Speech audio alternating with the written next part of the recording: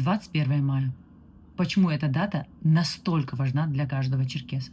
Именно в этот день 1864 года в урочище Кбаада, сейчас это Красная Поляна в Сочи, прошел военный парад, ознаменовавший окончание столетней Кавказской войны. Для черкесов этот день стал точкой исхода массового выселения и национальной трагедии. Многие спрашивают, прошло 160 лет, почему этот день невозможно забыть.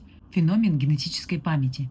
Современная наука доказывает, что сильный травматический опыт предков оставляет генетический след в ДНК потомков. Мы уже рождаемся с этой памятью. Именно поэтому, где бы черкес ни появился на свет, где бы он ни проживал, в какой бы стране и точке мира, и даже никогда не побывавший на родине, слыша звуки шичапшина, он интуитивно выпрямляет спину.